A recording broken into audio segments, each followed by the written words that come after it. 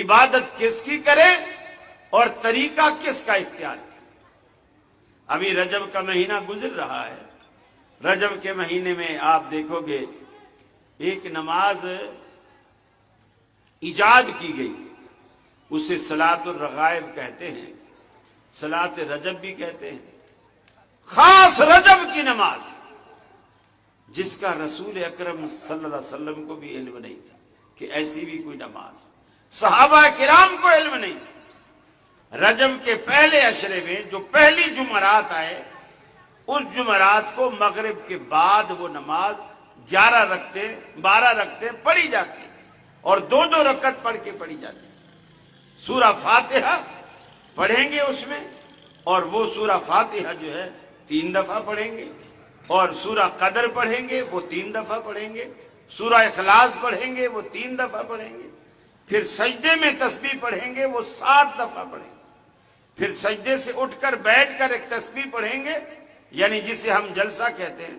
वैसे तो फर्ज नमाजों में बिल्कुल तौफीक नहीं है। जो नमाज सुन्नत से साबित है उसमें तो वो दुआ पढ़ने की तौफीक ही नहीं है, और जो बिदती नमाज है उसके अंदर वो जिक्र 60 मरतबा करेंगे, फिर अगले सजदे में 60 मरतबा करेंगे।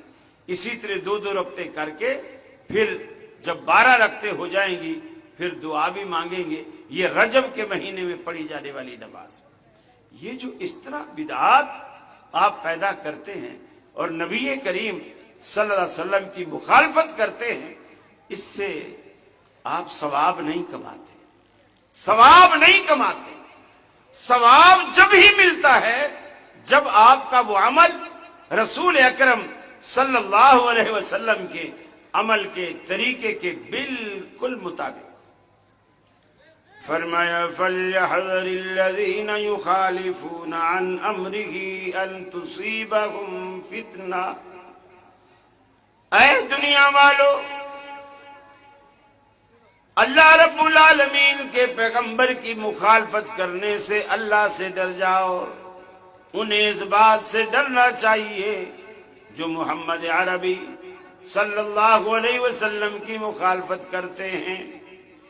अन तुसीबहुम फितनतुन औ युसीबहुम अज़ाबुन अलीम। कहीं ऐसा ना हो वो किसी फितने में, किसी आजमाइश में मुब्तला हो जाएं, ऐसा ना हो कि किसी आजमाइश में घिर जाएं, अल्लाह की पकड़ में आ जाएं अगर वो पैगंबर अलैहिस्सलाम की सुन्नत के खिलाफ काम करें। बज़ाहिर छोटी मामूली बातें होती हैं, मामूली बातें होती हैं। अल्लाह के रसूल सल्लल्लाहु अलैहि वसल्लम ने एक दस्तरखान पर एक बंदे को देखा, अपना खाना बाएं हाथ से खा रहा है। आपने फरमाया कुल बेयमीनिक, भाई दाएं हाथ से खा। इन्न शैतान याकुलु बिशिमालिही व यशरबु बिशिमालिही। शैतान अपने बाएं से खाता है, बाएं से पीता है। मोमिन तो दाएं से खाता और दाएं से पीता। अपने दाएं हाथ से खा। लोग सारे बैठे, उसने शर्म महसूस की कि लोग क्या कहेंगे, इसको इतना भी पता नहीं कि खाना दाएं हाथ से खाना चाहिए।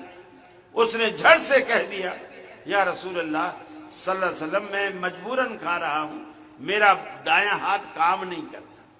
आप खामोश हो गए, आप खामोश हो गए। लेकिन नबी के आगे झूठ बोलना और नबी की सुन्नत की मुखालफत करना ये मामूली जुर्म नहीं था। सहाबा कहते हैं कि उस दिन के बाद हमने उस बंदे को कभी दाएं हाथ से कोई काम करते हुए देखा ही नहीं। उसी दिन से उसके दाएं हाथ ने काम करना छोड़ दिया, दाएं हाथ ने काम करना छोड़ दिया। ये मामूली बात नहीं है, बहुत बड़ी बात।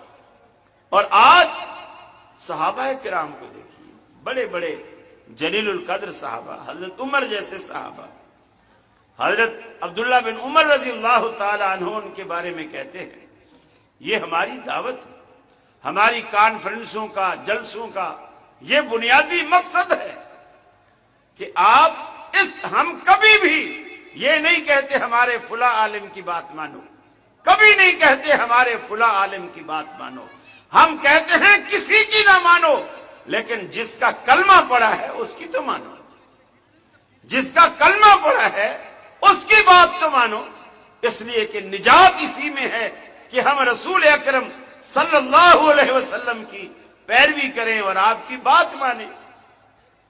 اگر آپ کی بات نہیں مانیں گے، آپ کی مخالفت کریں گے، تو جنت میں جانا صرف یہ نہیں کہ آسان نہیں ہوگا، ممکن ہی نہیں ہوگا، ممکن ہی نہیں ہوگا۔ جب اللہ کے رسول نے اتنی پابندی لگا دی کہ آپ نے